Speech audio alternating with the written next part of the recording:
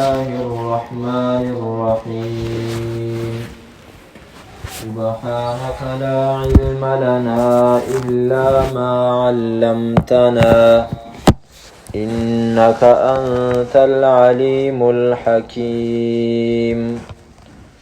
سيقول السفهاء من الناس ما ولاهم عن قبلتهم التي كانوا عليها قل لله المشرق والمغرب يهدي من يشاء إلى صراط مستقيم. سورة البقرة څلور حصې وه. اوله حصه کې د الله تعالی د توحید او د یووالي بیانو، او دویمه حصه کې د الله تعالی د پیغمبرۍ په باره کې د مخالفینو اعتراضونه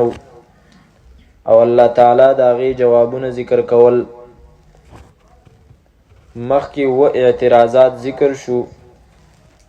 د وم او د اتم اعتراض په منځ کې درې خبرې الله تعالی بنیادی بیانولې چې بیت الله شریف د توحید مرکز دی او د دې دپاره جوړ دی.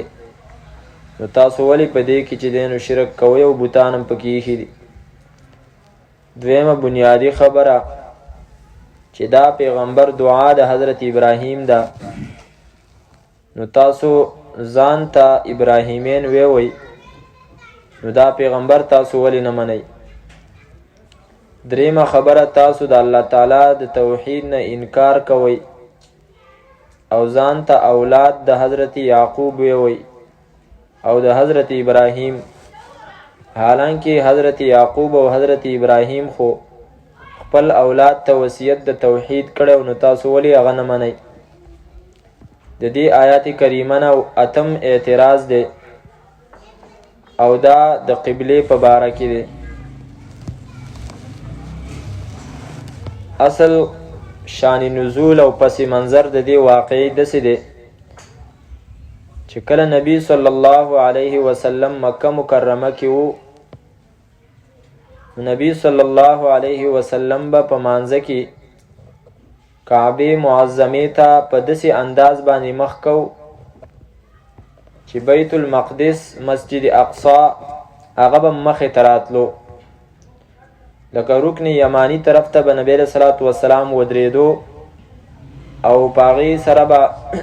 بل طرف باندې به چې دی نو مسجد اقصی مخې ته و. کله چې نبی صلی الله علیه وسلم هجرت وکړو، مکې مکرمې نه مدینې منورې ته لاړی، نو هلته دا خبره ممکنه نه وه چې نبی صلی الله علیه وسلم د دواړو قبلو ته چې دی نو په یو وخت کې ودرېږي. یو چې کوم دی نو هغه شمالي طرف ته و او یو جنوبي طرف ته و، او مدینه منوره د دې دواړو په منځ کې وه، نو دواړو ته په یو وخت کې چې دی نو مخ نه کېدو. د دې وجې نه الله تعالی نبی صلی الله علیه وسلم ته حکم وکړو چې اوس بیت المقدس یعنی مسجد اقصی ته چې دی نو ته لمونځ کوه، دغه ستا قبله شوه. خو د دې ذکر په قرآن کریم کې په یو ځای کې هم نشته دی چې الله تعالی نبی صلی الله علیه وسلم ته دا ویلی چې ته مسجد اقصی ته مخ که. نو د دې څه مطلب شو؟ مطلب د دې دا دی چې الله تعالی نبی صلی الله علیه وسلم ته به خامخا حکم کړی، خو هغه وحی چې ده نو په دوه قسمه ده. یو وحی چې دی نو هغې ته وحی جلی وایي چې دا قرآن کریم دی، او دویم ته وحی خفی وایي. وحی خفی پټه وحی دا د نبی صلی الله علیه وسلم احادیث مبارکه دي. د دې نه دا خبره معلومه شوله چې څنګه دا قرآن کریم زمونږ دپاره دلیل دی او د الله تعالی حکمونه دي، دغه رنګې احادیث مبارکه حکمونه د الله تعالی دي. خو الفاظ په هغې کې چې دی نو صرف د نبي صلی الله علیه وسلم او د نورو خلکو د الفاظو په نسبت باندې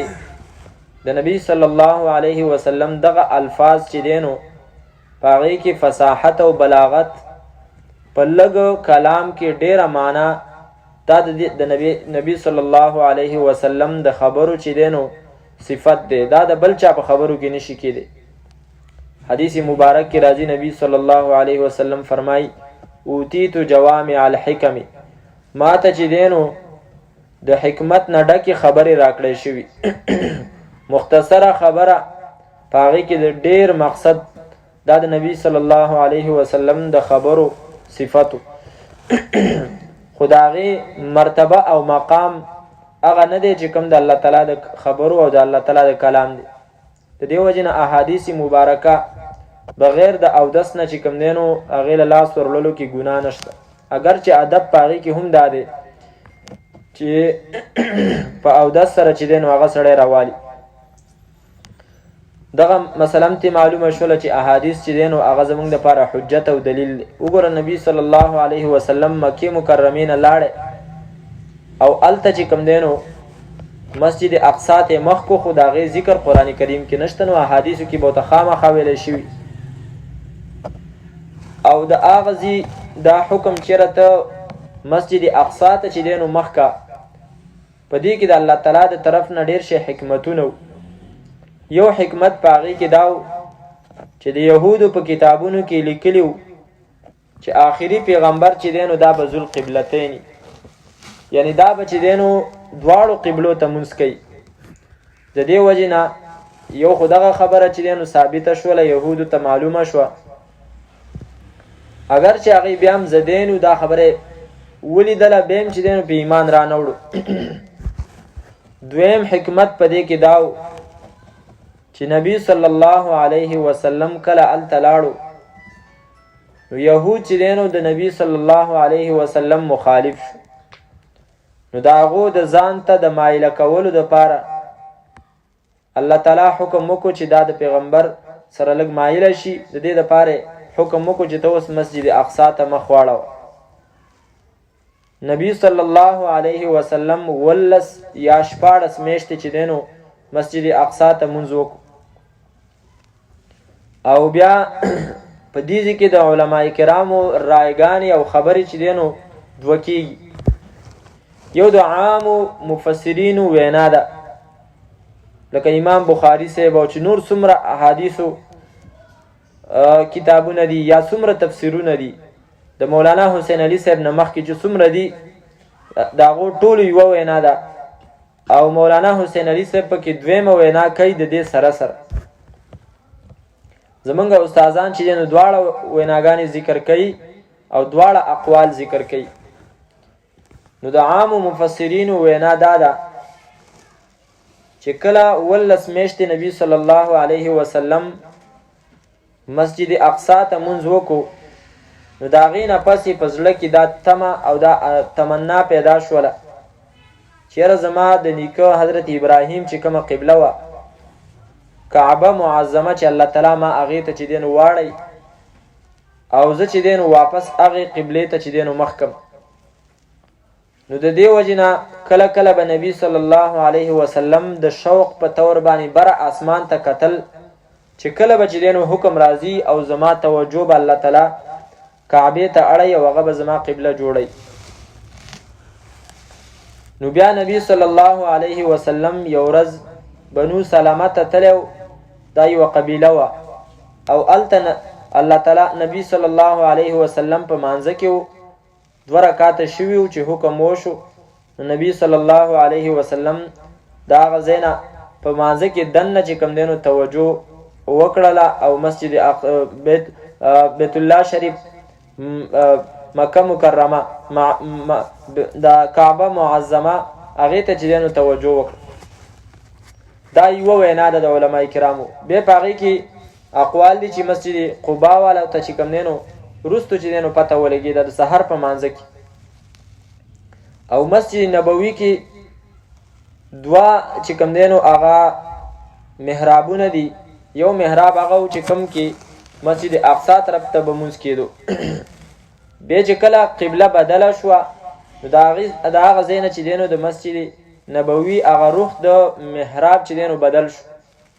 او د محراب چې کوم ځای پاتې و نو په هغه ځای کې چې کوم مسجد اقصا طرف ته محراب و، په هغه ځای کې بیا د طالبانو دپاره اصحاب صفه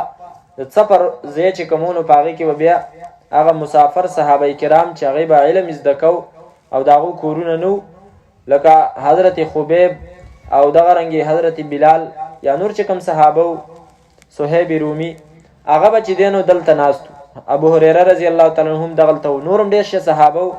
چې هغو به دغلته علم زده کو. دا هغه ځای او څپر و چې کوم د مسجد نبوي نه چې دی نو هغه قبلې نه بیا پاتې شوی و، قبله واوښتله بدله شو. دویم قول چې کوم دی نو هغه د مولانا حسین علي صاحب دی، هغه فرمایي د دغه ځای پورې خو د هغو خبره هم صحیح ده، یو شانته دي دی ټول په یو ځای کې چې 14 میاشتې نبي صلی الله علیه وسلم مسجد اقصا ته مونځ وکړو. د هغې نه وروستو نبي صلی الله علیه وسلم ته دا پته وه چې الله تعالی به ما چې دی نو کعبې معظمې ته چې دی نو اړی او هغه به زما قبله جوړی. خو د نبي صلی الله علیه وسلم د دې نه وروستو دا شوق و چېرې اوس مې وانړی، اوس مې چې کوم دی نو کعبې ته وانړی، ځکه چې یهود زما سره څه ناڅه اشنا شوي دي، نو که اوس چېرته حکم رالی چې ته مخ واړوه نو دا یهود چې کوم اسلام ته رانږدې شوي دي نو دی به چې دی نو د اسلام نه متنفره شي او نفرت به پیدا شي. نو الله تعالی حکم راولېږو چې ته خو په دې باندې لا راضي نه چې دا قبله دې زما بدله شي، خو آینده کې به ته په دې باندې راضي شي او موږ به تا داسې قبلې ته اوس اړو چې آینده کې به ته په هغې باندې راضي کېږي. او هغې فرمایي چې دا کوم ټکې وروستو راځي آیت نمبر 144 کې قد نرى تقلب وجهك في السماء، دا تقلب ټکی چې کوم دی نو دا بره اوښتلو راوښتلو د مخ ته ویلی کېږي بره اسمان ته، خو په دې کې چې کوم دی نو هغه اوښتل چې د شوق په طور باندې دا معنا پکې نشته، بلکې د دې په معنا کې په پریشانۍ سره بره اسمان ته کتل دا معنا پکې ده. او هغه فرمایي چې د دې دا تقلب ټکی چې کوم دی نو په عربۍ کې دا استعمالیږي د پریشانۍ دپاره، لکه عرب وایي تقلبت الحیة فی الرمضاء ظهرا لبطن، مار چې کوم دی نو دا په ګرمو شګو کې چې دی نو پښتانه وایي انډي پنډي شو، یعنی مطلب ورغړېدو را ورغړېدو د شګو د ګرمایش د وجې نه، د خوند نه د شګو د ګرمایش د وجې نه چې دی نو تکلیف ورته ورسېدو. یا لکه مثلا تاسو راواړوئ سورت نور کې الله تعالی دغه ټکی استعمال کړی دی هم د پریشانۍ او د تکلیف دپاره. 321 صفحه ده او آیات نمبر دی 37 سورت نور. رجال لا تلهیهم تجارت ولا بیع عن ذکر الله، داسې سړي دي چې نه غافله کوي دی لره تجارت اخستل خرڅول، ولا بیع او نه تجارت نه سوداګري، ولا بیع او نه خرڅول عن ذکر الله د الله د یاد نه، و اقام الصلاة او د پابندۍ د مانځه نه، و ایتاء الزکات او د ورکولو د زکات نه، یخافونه یریږي دی یوما د هغه ورځې نه تتقلب فیه القلوب والابصار چې اوړي راوړي به په هغې کې زړونه او سترګې. نو دلته د قیامت حالت ذکر کوي چې په هغې کې به زړونه او سترګې چې دی نو اوړي راوړي، نو دا د قیامت د هیبتناکۍ د وجې نه به اوړي، داسې د شوق او د ارمان د وجې نه به نه اوړي. دا د هغو یو دلیل شو. بل دلیل تاسو د هغو سورت احزاب 21 سپاره 22 سپاره سورت احزاب آیات صفحه نمبر د 385 او آیات نمبر د 66 385 66 سورت احزاب. یوم تقلب وجوههم فی النار یقولون یا لیتنا اطعنا الله و اطعنا الرسول. یوم په ورځ باندې تقلبو چې اړولی کېږي راړولی کېږي به وجوههم مخونه د هغو فی النار په اور کې. نو دلته هم دغه ټکی راغلی دی اړولی کېږي راړولی کېږي به، لکه څنګه چې وږی سړی پخی نو هغه په شګو کې اړی راړی، داسې الله تعالی وایي د هغو مخونه به په اور کې اړولی کېږي راړولی کېږي. نو د دې نه معلومه شوه دا هم د پریشانۍ او د عذاب دپاره استعمال شو. نو هغوی فرمایي چې د تقلب معنا ده په پریشانۍ سره بره کتل. بهرحال د هغو دا وینا هم په خپل ځای باندې صحیح ده، د قرآن کریم د آیاتونو مطابق ده، او داسې یو تفسیر د قرآن کریم چې کوم یو عالم کوي چې په هغې کې ګنجایش شي د قرآن کریم په الفاظو کې د هغې معنا. نو علما کرام فرمایي چې دا تفسیر دی او دې ته هم چې دی نو د ځان نه خبره نه وي. بهرحال دا دواړه بل هغې وروسته فرمایي ترزاها د قاعدې مطابق د دې ترزاها معنا ده آینده کې به ته راضي شي په دې باندې. لکه دا فعل مضارع دی نو مطلب دا چې ته به پرې راضي شي په آینده کې.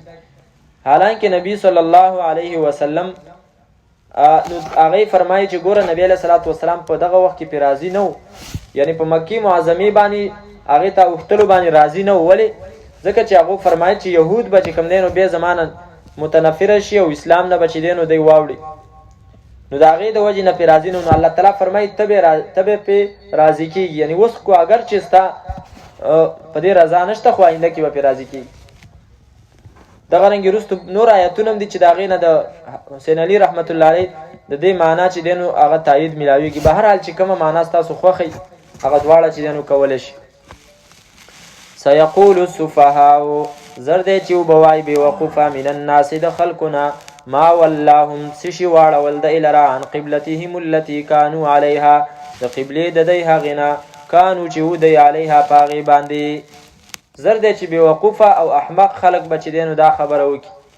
مخکې دا آیت موږ راړولی و د من صفحه نفسه په تایید کې چې ځینې قمعقلان چې دی نو هغه د دنیا دی او ځینې د آخرت دي. د آخرت په قمعقلانو کې یو قسم هغه دی چې د دین په احکاماتو باندې اعتراضونه او سوالونه کوي. لکه دلته چې دی نو دا خلک اعتراض کوي چې دی په کومه قبله باندې و نو د هغه قبلې نه دی ولې واوښتل. اوس د دې صفهاو نه څوک مراد دي؟ د دې کمعقلانو نه. ځینې وایي د دې نه مشرکین مراد دي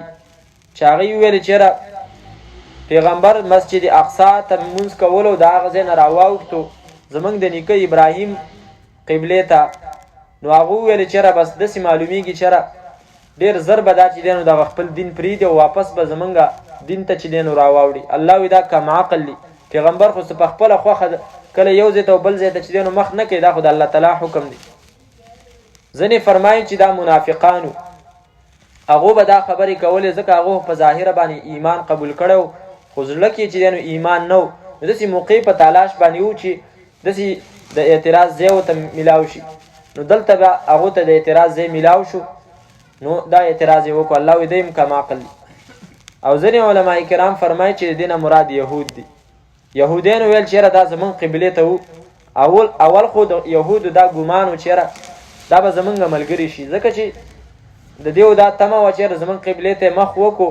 نو بس دا زمونږ ملګري دي. خو چې کله دیو قبله بدله شوله نو د هغو غوږونه ودرېدل چېرې دا خو معلومیږي چې چېرته څه نوی امت د نوي امت تشکیل کیږي، ځکه دیو زمونږ نه قبله چې دی نو بدله کړه. نو هغو ویلې چې ما والله څه شي واړول دی لره. شیخ القرآن غلام الله خان صاحب فرمایي جتنی مو اتنی باته، چې څونه خولي هغومره خبرې، خو بس چې چا خولې له څه ورتلل نو اعتراض یې وکړو. نو الله تعالی فرمایي دغه ټول اعتراض کوونکي دی چې دی نو کمعقل دي.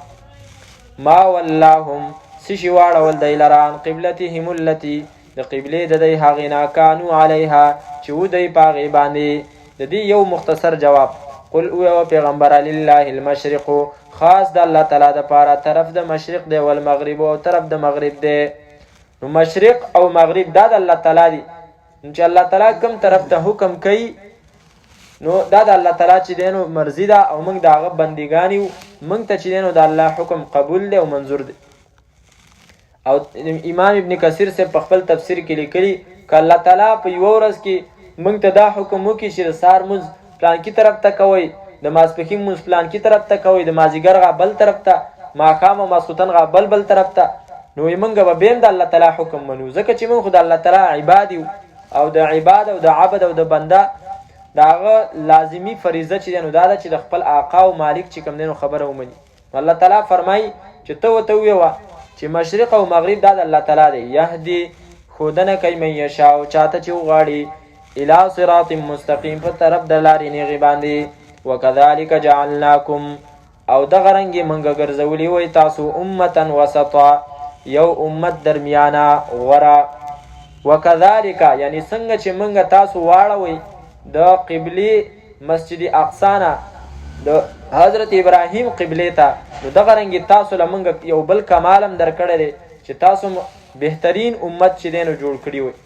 د وسطن معنا ده درمیانه. علما کرام فرمایي درمیانه شی چې دی نو هغه بهترینی. ولې وایي هغه چې دی نو لکه مثلا په میوو کې درمیانه هغې ته وایي فساد زر چې دی نو نه وررسېږي. اول چې دی نو فساد په ظاهري طرفونو باندې ولګي نو بیا ښکته ځي دننه ځي، نو درمیانه شی چې دی نو هغه بهتري. الله تعالی فرمایي تاسو مې درمیانه امت جوړ کړئ، یعنی خیارا و عدولا، بهترین عادلان امت مې جوړ کړئ. او د دې اول مخاطب چې دی نو هغه صحابه کرام. اول مخاطب دا اولنی دا آیات چې نازل شوی دی نو نبی صلی الله علیه وسلم خواسمو، خو بیا اولنی مخاطبین د دې صحابه کرام دي. نو معلومه شوله چې صحابه کرام چې کوم دی نو هغه په دې امت کې چې کوم بهترین امت دی په دې کې اولنی بهترین خطاب چې چاته دی نو دا هغه صحابه کرام. د دې وجې نه علما کرام فرمایي چې یو کس ته ویني او هغه د صحابه کرامو په باره کې بده جبه چې دی نو خوځوي نو پوه شه فعلم انه زندیق، چې دا زندیق دی. ځکه چې الله تعالی صحابه کرامو ته عادلان ویلی دي، او عادل سړی انصافدار سړی هغه چې هغه د ګواهۍ قابلی او د ګواهۍ لایقي. نو الله تعالی صحابه کرامو ته فرمایي چې ما تاسو چې دی نو عادلان جوړ کړئ د دې دپاره چې تاسو ګواهان جوړ شي. ځکه په ګواه کې ضروري خبره داره چې هغه به عادل هغه به دروغجن نه.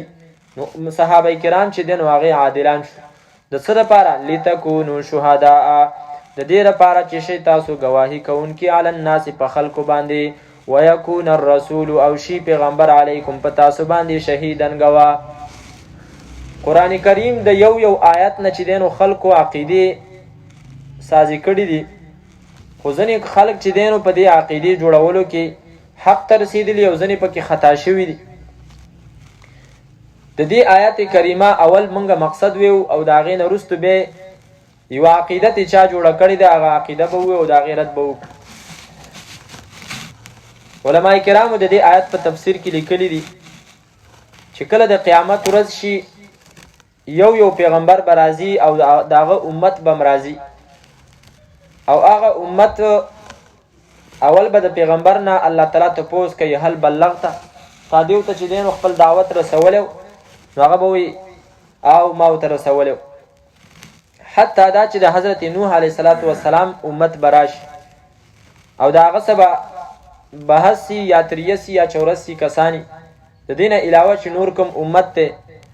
نو هغه به کافر. نو حضرت نوح ته به الله تعالی وایي هل بلغته، دعوت دې رسولی هغه به وایي او. امت نه بیا تپوس وکړي هل بلغه، د تاسو ته دعوت رسولی نو هغوی به ووایي چې لا ما جاءنا من بشیر ولا نذیر، هېڅوک هم نو راغلی چې موږ له د جنت زیره یا د جهنم یېره موږ ته بیانه کړې وي. نو حضرت نوح ته به ووایي چې دا خو داسې وایي، او هغه ته بیا ووایي چې ستا په دې باندې څوک ګواه دی چې ستا د دعوت د رسولو چې دی نو ګواه جوړ شي. نو هغه به ووایي چې زما امت د نبی صلی الله علیه وسلم محمد و امته، حضرت محمد او د هغه امت چې دی نو زما ګواهان. نو بیا به چې کوم دی نو دا امت راوبللی شي او هغوی به ګواهي وکړي چې او دې پیغمبر خپل امت ته دعوت رسولی. نو تپوس به ترې وشي چې تاسو ته څنګه پته وه؟ نو دا امت به ووایي چې موږ ته چې دی نو زموږ پیغمبر ویلي او هغه چې دی نو دروغ نشو ویلی او نه دروغ ویلي او د هغه خبره حقه ده او سچه ده، لهذا موږ دا ګواهي کوو چې دې پیغمبر چې دی نو خپل امت ته دعوت رسولی. والله تعالی فرمایي لتکونو شهداء علی الناس، چې تاسو په خلکو باندې ګواهان شئ، ویکون الرسول علیکم شهیدا، او خلک چې کوم دی نو په تاسو باندې پیغمبر په تاسو باندې ګواه شي. د آیت مقصد خو صفا دی، واضحه دی بریلیانو د دې نه چې دی نو یو عقیده جوړه کړې ده او عقیده دا ده چې یاره پیغمبر حاضر ناظر چې کوم ځای کې پیغمبر مونږ چې کوم ځای کې یو بس په هر مجلس کې زمونږ سره پیغمبر چې دی نو حاضر دی یعنی موجود دی او ناظر دی یعنی ګوري نظر ینظرو مطلب قتل ګوري هر څه ګوري او دلیل ولا سوی وی الله تعالی فرمایي ويكون الرسول او شي پیغمبر علیکم پتا سبحانه شهیدن گوا نو گوا چې کوم دینو دا هغه کس ته ویل کیږي چې هغه په یو واقعا کې چې کوم دینو موجودي اله چې دینو هغه گواهی کولای شي چې کله هغه موجود نه نو هغه گواهی چې دینو نشي کولای لہذا پیغمبر چې کوم دینو هغه گواه دی او گواه د پاره چې دینو موجودیدل په هغه واقعا کې خو ضروری دي الله تعالی فرمایي ويكون الرسول پیغمبر د دې لپاره چې پیغمبر په تاسو گواه شي نو چې پیغمبر په منګه گواه جوړیږي خو مطلب دا دی چې هغه به زمونږ په اعمالو باندې چې دینو حاضری لیدلی به ځکه خو داغه چې دینو گواهی به قبلیږي نو دا غي جواب دا دی چې دا خبره خو تاسو اول غلطه ده چې گواه د پاره په هغه مجلس کې موجودیدل چې کوم دینو دا ضروری دي کله کله چې کوم دینو یو خبره شهرت ته ورسیږي او ډیره زیاته مشهور شي پاغي باندې خلک چې کوم دینو گواهی کوي او کله کله نالیدلی خبره باندې چې کوم دینو شریعت گواهی قبلی لکه څنګه د قران کریم سورته یوسف تاسو راوړوي پاغي کې 215 صفحه ده آیات نمبر 26 قال هي راودتني عن نفسي زلیخی چې دینو په یوسف علی السلام باندې تهمت وتړو بر آیات کې وای ما جزاء من اراد باهلک سوءا بادشاہ خپل خاوند ته وای څه سزا ده دا کس چې ستا په کور والو باندې د بدی اراده وکړه یوسف علی السلام فرمایي هي راودتني عن نفسي دې زمانه زما د نفس مطالبه کړې وا وشهد شاهد من اهلها او گواہی وکړه یو گواہی کوونکی د اهل د کور والو د دې خزینه نو دلته وسو ګوره یوسف علیه السلام نه چې کله مطالبه زلیخی کوله نو په هغه وخت کې د هغه سره چې کوم دینو هیڅ کوم نو موجود خو بیا هم د یو کس گواهی چې دینو هغه کیږي چې هغه د دیو سره موجود نه دی اوس یا به چې دینو ته د دې گواهی قبلې دسی گواه چې هغه موجود نه دی او یا به چې دینو نه قبلې که چرته د دې گواهی ته قبلې نو بیا خو زمونږ خبره ثابته شوله چې هغه موجود نه دی او ته له گواهی قبلې ځکه خو دغه وخت کې نو او که گواهی ولا نه قبلې نو بیا د زلیخی الزام به مني چې حضرت یوسف ته مطالبه کړي و نعوذ بالله نو بیا خو دغه ځای کې راګیری به هر حال گواه چې کوم دینو هغه په هر ځای کې دغه موجودیدل ضروری نه دي دغه رنګي په احادیثو کې واقعات شته چې په هغه کې داسې کسانو گواهی کړي ده چې دغه هغه موجود نه وو نبی صلی الله علیه وسلم د یو يهودي سره لانجه داوا چې نبی صلی الله علیه وسلم داغه نه څه شی اخستی او داغه د قیمت د ورکولو د پاره نیټه مقرر کړی و او هغه نیټه لا پوره شوی نه و چې يهودي رااله نبی علیہ الصلوۃ والسلام نه مطالبه کوله نبی علیہ الصلوۃ والسلام هغه ته ویل چې نیټه خو دا نه و دا خو لا ورځ شته ده هغه ویل چې نه دا ورځ و نو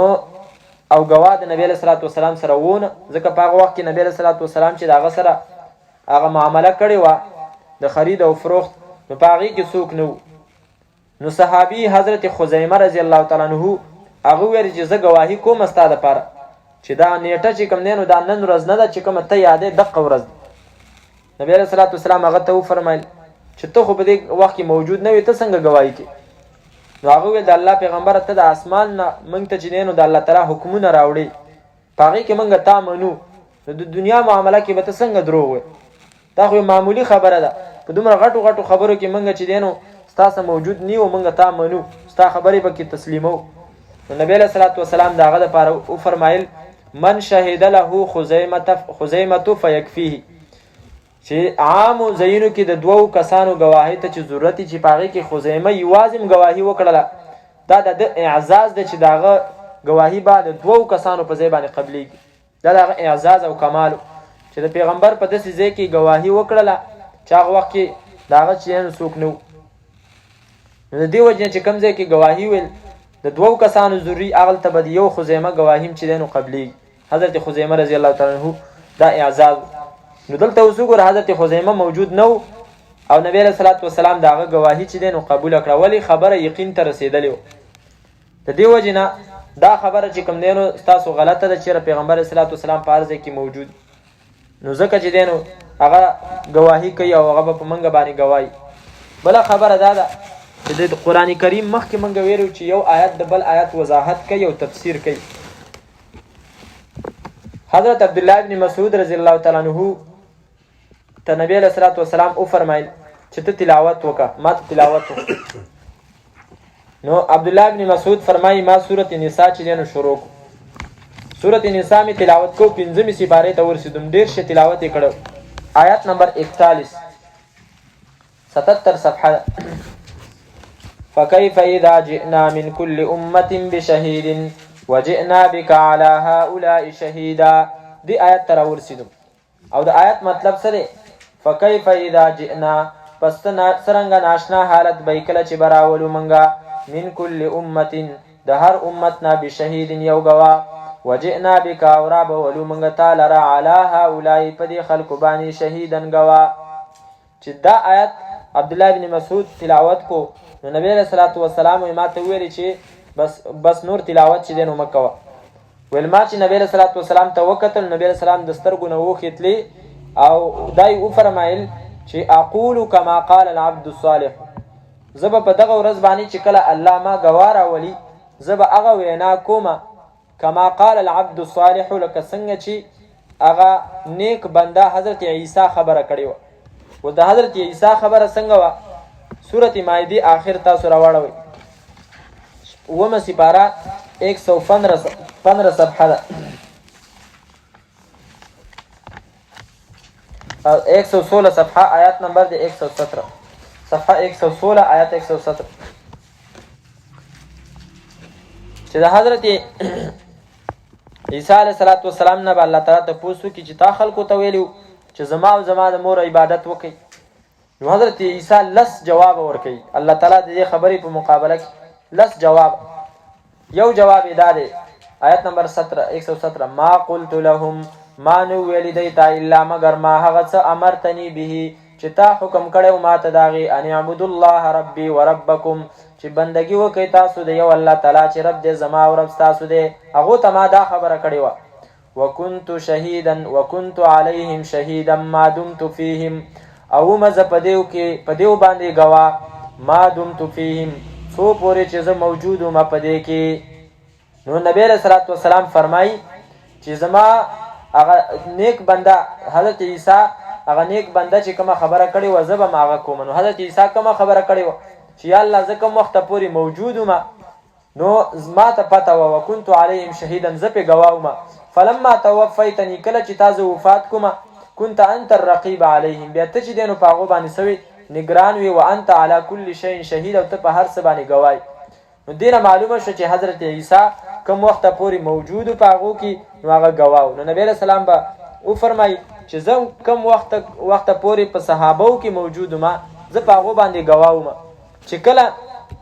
زه وفات شوم نو بیا ما ته چې دی نو پته نشته دی ځکه خو په حوض کوثر باندې به نبی علیه السلام ولاړي څه خلک به راځي. حدیث مبارک دی زه به خپل ملګري چې دی نو پیژنم غرم محجلینه چې هغه به چرګي په خندي یعنی مخونه به هم پړقېږي او خپې به هم چې دی نو پړقېږي.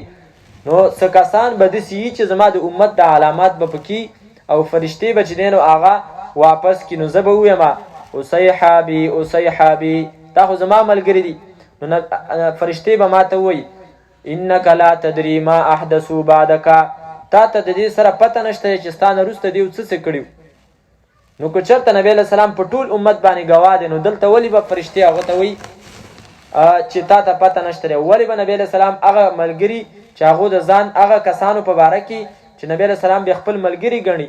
او هغو به چې دی نو بدعات کړي او بیا به ولې نبی علیه السلام د هغو په باره کې دا فرمایي فسحقا لهم هلاکت دی د دوی دپاره. خو دا ټول علامتونه د دې دي چې نبی علیه السلام په هغه ځای کې په هر ځای کې حاضر ناظر نه دی. او بالفرض که چرته د دې آیت نه ته ګواهي واخلي نو الله تعالی نبی علیه صحابه کرامو ته فرمایي چې تاسو می در بهترین خلق جوړ کړئ د دې لپاره چې تاسو په خلکو باندې گواشي او پیغمبر علیکم صرف په تاسو باندې گواهی. نو د بیا خو د صحابه برتری په پیغمبر باندې رااله چې د صحابه گواهی چې دین هغه په ډیرو خلکو شو، ځکه چې صحابه نورستو چې کم دینو خلک ډیرو او د پیغمبر گواهی چې دین هغه په لګو خلکو شو، 100,000 کسان دي څه د پاسه چې په هغه باندې نبی صلی الله علیه وسلم هغه لیدلی دی او په هغه باندې به گواش. بیا خو د پیغمبر گواهی چې دین هغه کم شو، د عام خلکو د عام صحابه گواهی چې دین زیاته شو، چې گواهی زیاته شو نو بیا خو نبی صلی الله علیه وسلم نه دیو فضیلت چې دین سیوا شو. به هر حال دا عقیده د دیو باطله ده. پیغمبر پر ځای کې چې دین حاضر ناظر نه دی او پر ځای کې حاضر ناظر وي نو الله تعالی فرمایي ته ما چې دین مسجد حرام نه بوتلې مسجد اقصا ته، سبحان الذي اسرى بعبده ليلا من المسجد الحرام، د مسجد حرام نه می بوتلی مسجد اقصا ته. نو بوتلل چې راځي نو پاره کې یو ځای پرې خوستلی او بل ځای تتللی. نبی صلی الله علیه وسلم مسجد حرام پرې خوستو، مسجد اقصا ته لاړ. دا دلیل دی په دې خبره چې په مسجد اقصا کې هغه موجود نو، ځکه خو الله د دې ځینه چې دینو بوت او بیا چې کم دینو مسجد اقصا کې وو مسجد حرام کې به نو. نبی صلی الله علیه وسلم هر ځای کې حاضر ناظر نه دی.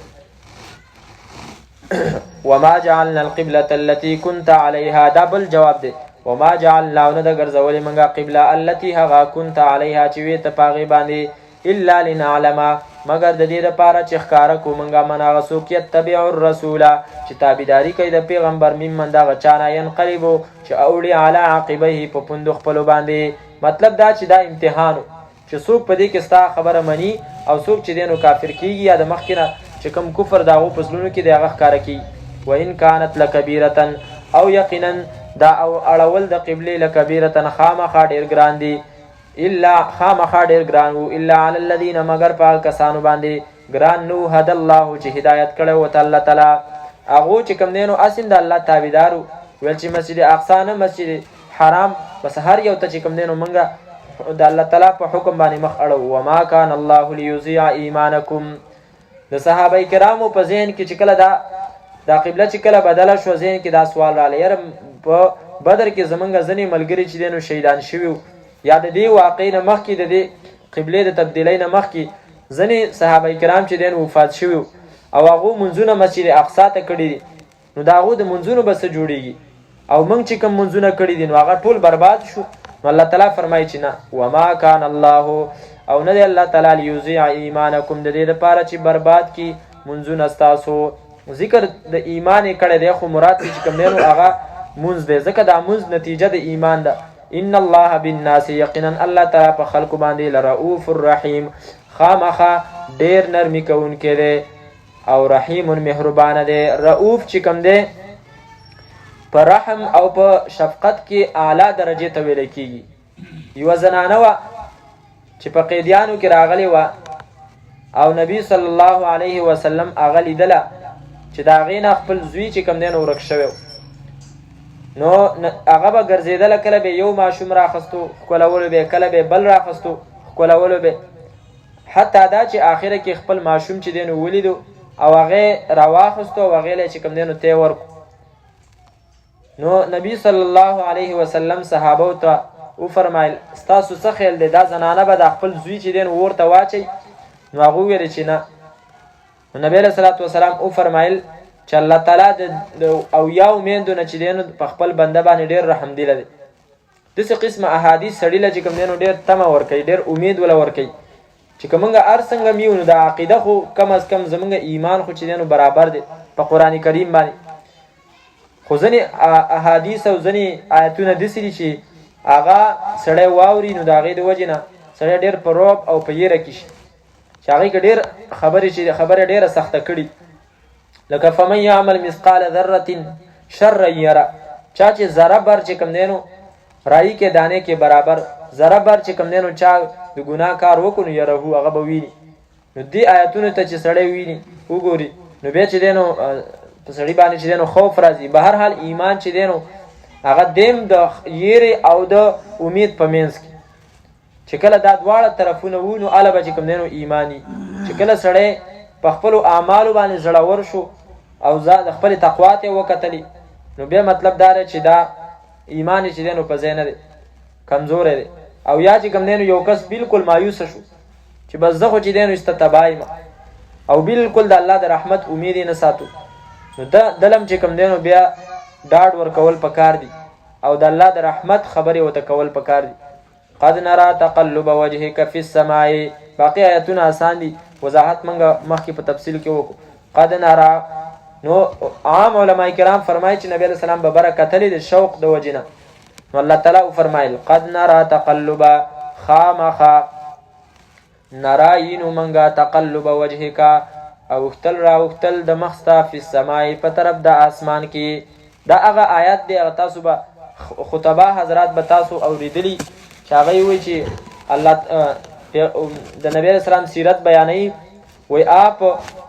وہ ذات ہے کہ آپ آسمان کی طرف چہرہ اٹھائے تو رب قبلے تبدیل کرتا ہے. د دې آیات نه چې دی نو دغه خبر هغه اخلي.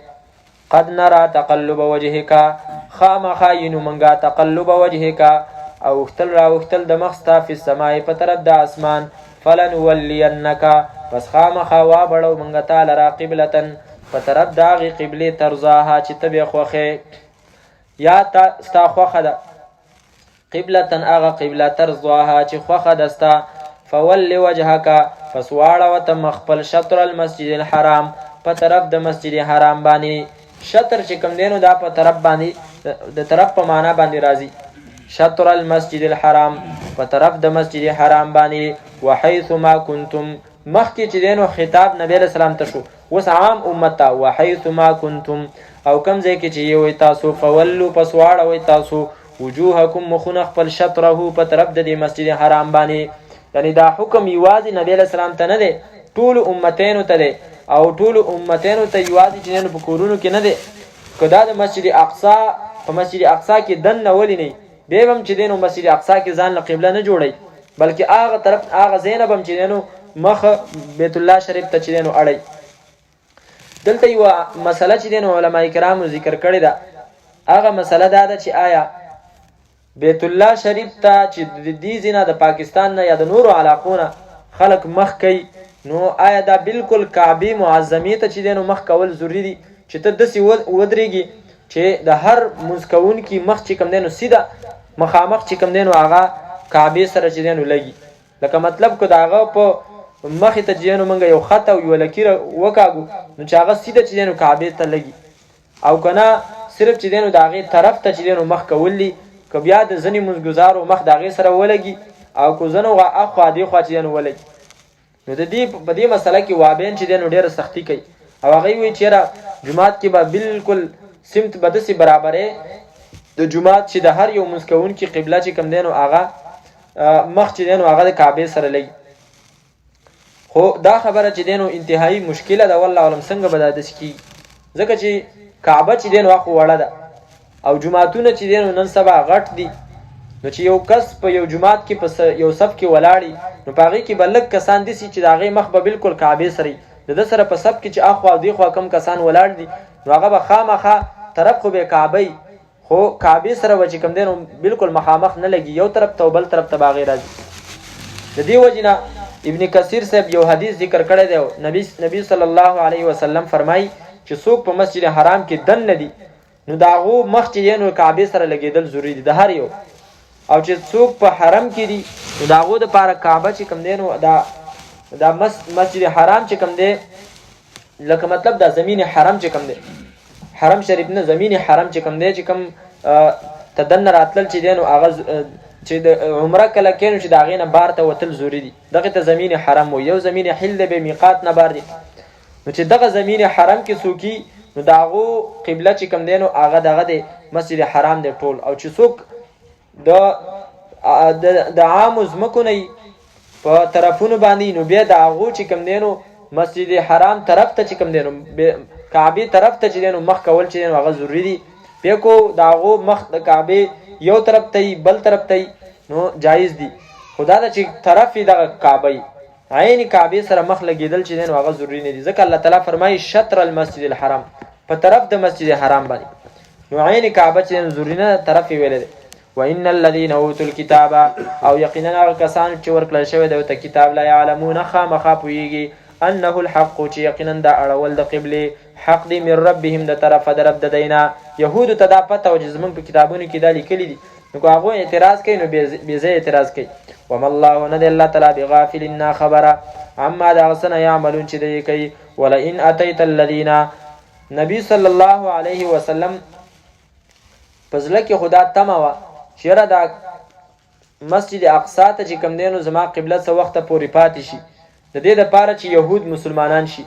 نو حضرت حسین علی صاحب چې دی نو فرمایي چې دا آیت هم دلیل دی په دې خبره چې نبی علیه الصلاة والسلام د شوق د وجې نه آسمان ته نه کتل بلکې د پریشانۍ د وجې نه. نو الله تعالی تسلی ورکوي چې ته مه خفه کېږه، که مونږه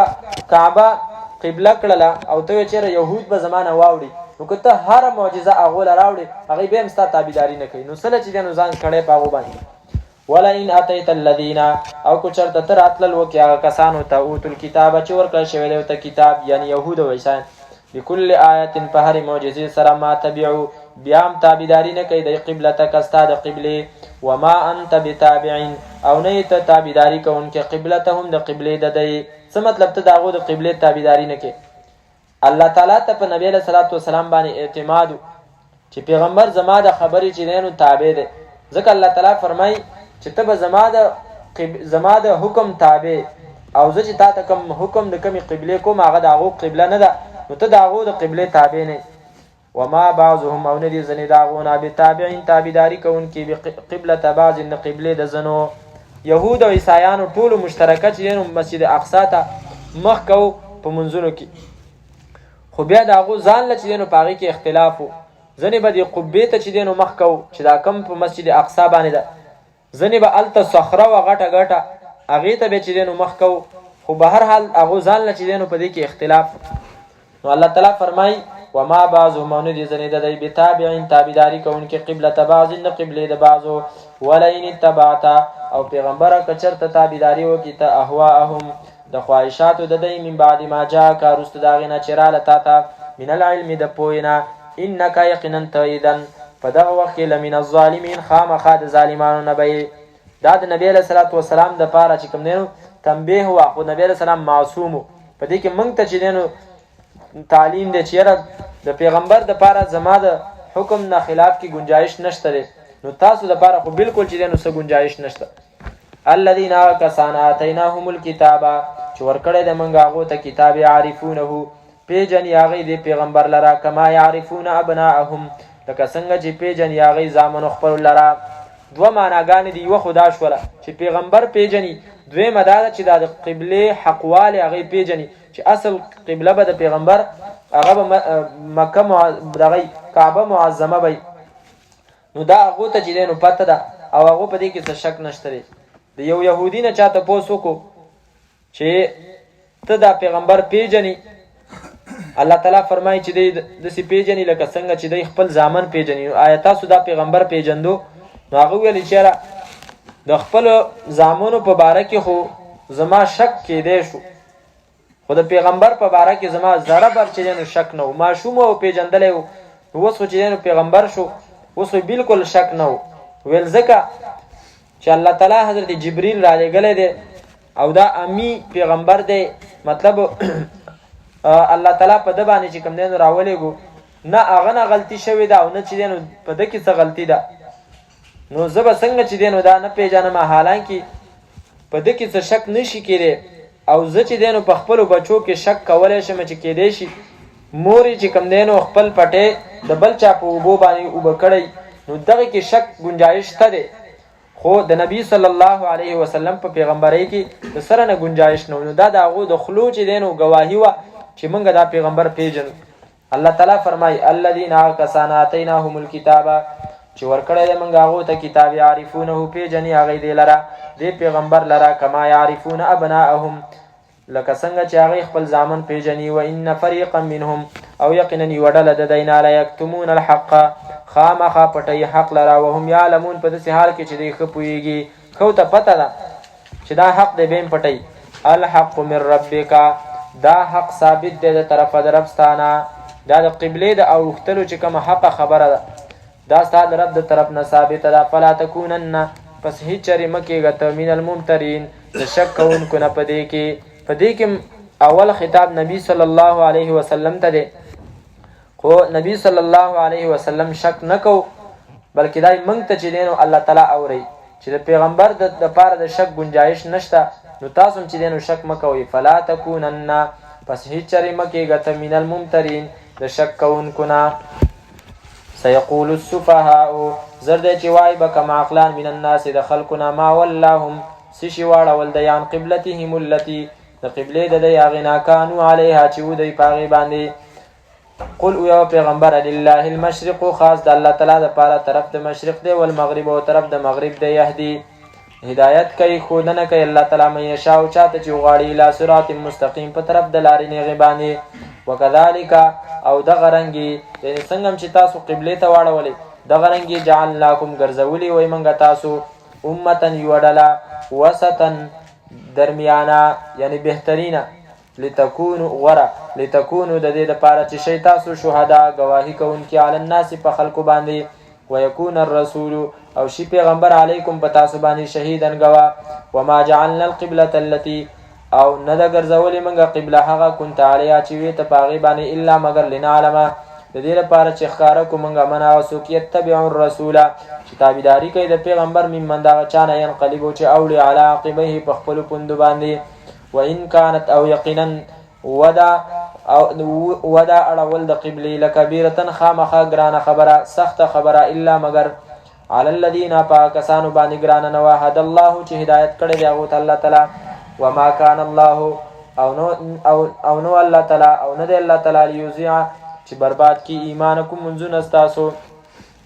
ان الله یقینا الله تعالی بالناس په خلق باندې لرؤوف الرحیم خامخا نرمی کوونکې مهربان دی قد نرى خامخاینو منګه تقلب وجهک او اختل را اختل د مخستا په سماي په طرف د اسمان یا په پریشانی سره اختل را اختل د مخستا فلنولینک پس خامخا ضرور به ضرور وا بړو منګه تا قبلتن په طرف د قبله ترضا چې ته به خوخه فول وجهک پس واړه وته مخبل شطر المسجد الحرام په طرف د مسجد حرام باندې وحيث ما كنتم او چرته چې وي تاسو فولوا پس واړه وي تاسو وجوهکم مخن خپل شطره په طرف د مسجد حرام وان الذين يقيننا كسان اوتوا الكتاب چې ورکړل شوی دی ته کتاب لا يعلمون خامخا پویږي انه الحق چې یقینا دا حق دی من ربهم من طرف د رب دینا وما الله ندي الله تعالی بغافل خبر عما دا غسنا يعملون چې دی کوي ولئن اتيت الذين او كثرت للو کتاب کسانو ته اوتوا الكتاب چې ورکړل شوی دی ته کتاب بكل آیه فهر معجزه سره ما تبعون دی تابعداري نه کوي قبلتک استاد قبله وما انت بتابعين او نه ته تابعداري کوونکې قبلتهم د قبله د دی وما بعضهم او نه دي زنی د دی بتابعين تابعداري کوونکې قبلت بعض د قبله د نورو ولئن اتبعت او کچرت بالفرض تابعداري وکړه لتا اهواهم د خواهشاتو د دی من بعد ما جاءك رست داغنا چرا لتا من العلم د پوینا انك ان يقينا تيذا په دغه وخت کې لمن الظالمين خامخات ظالمانو نبي الذين كسان اتيناهم الكتاب چې ورکړی د منګه هو ته کتاب يعرفونه په جن هغه دی لرا دی پیغمبر لرا یادي